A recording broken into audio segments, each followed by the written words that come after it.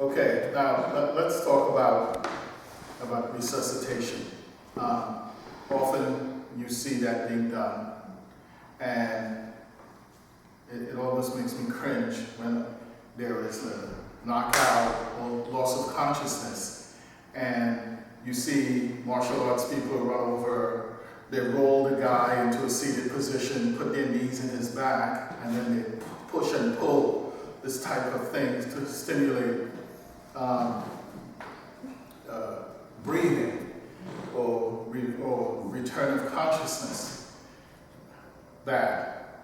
Because I would advise you not to do that. If you do nothing but keep the person still and their head straight, on the ground, by simply stabilizing the head to make sure there is no head movement, if that's all you do, that's fine. But to pick the person up into a seated position and put your knees in their back and do what's known, I'll demonstrate it at the end of this instructional piece, tell you so that you know what not to do. And the person's head is flopping around like this, you may be making a cervical spine injury worse. Okay? Now, of course you have to make choices, and if you have to perform CPR, then you perform CPR, and every black belt or every down holder should be CPR certified. That's all. That's just my opinion. Okay? But in terms of using Oriental medicine, I'm not going to get into point descriptions too much. I'll just demonstrate these points. So let's assume the person gets hit, they're unconscious. You check to see if they're breathing, okay? And then if they're unconscious, in order to return the consciousness to the body, there's a few points that I'll just run through them really quickly. Very important point is the space between the upper lip and the nose. So what you're doing, you're just taking your thumbnail and you're pressing it in there, and you press until you see the eyes flutter, and then you would know. It makes your eyes water, right? Yeah.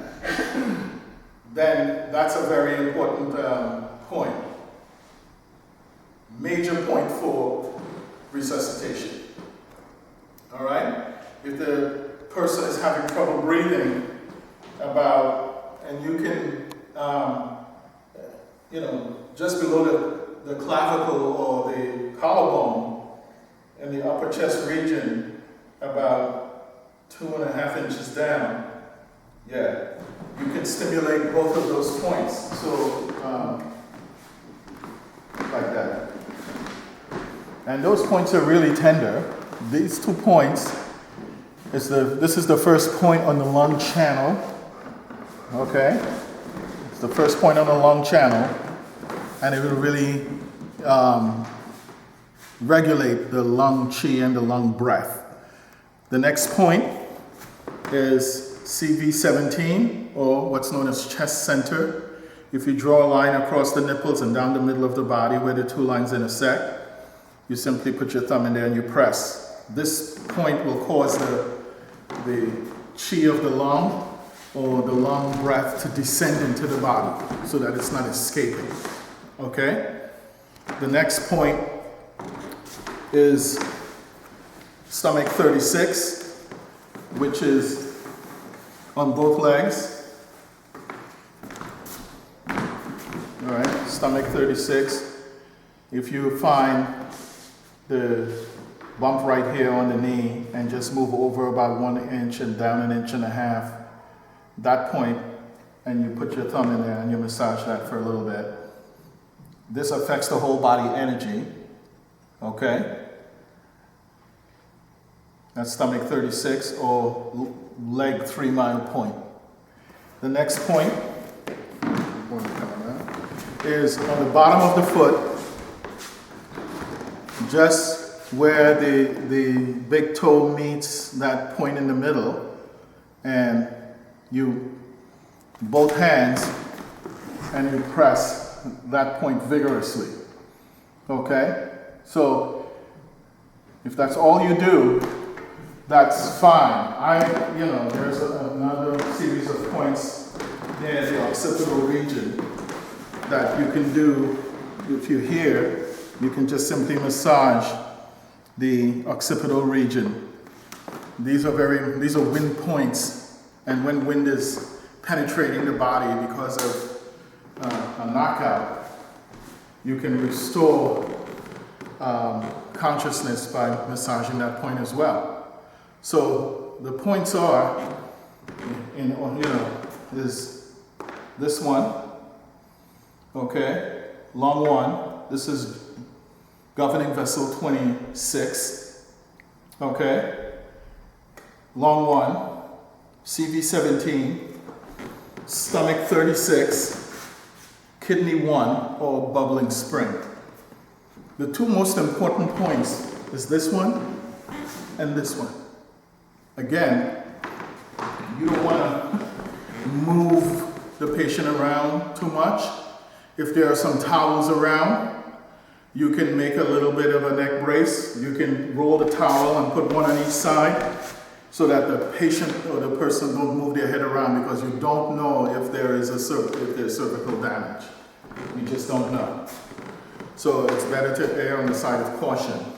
Those kind of techniques was in ancient Japan and Korea. This is not ancient Japan and Korea, okay? So I would advise you not to do it.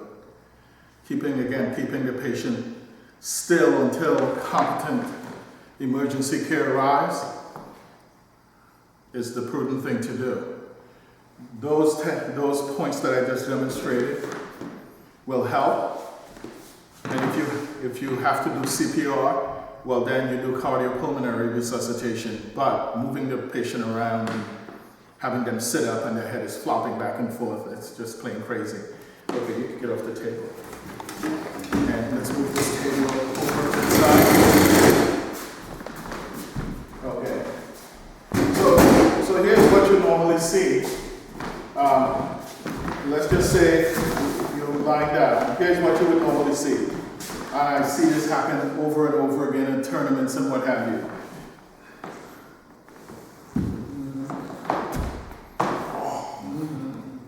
Right? And this is what you see.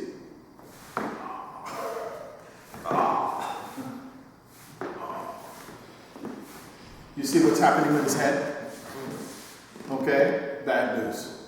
Bad. Now, I'm not saying that from a theoretical point of view that this is fundamentally wrong, because this zone right here is the lung and heart zone.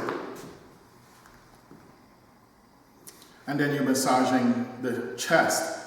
So you're stimulating the lung channel while stimulating the lung and heart shoe points, transporting points that's located on the back with your knees. Fundamentally, the theory is okay, but it's the way that it's done, and it's best not to do it at all if you don't know what you're doing. Okay? Thank you.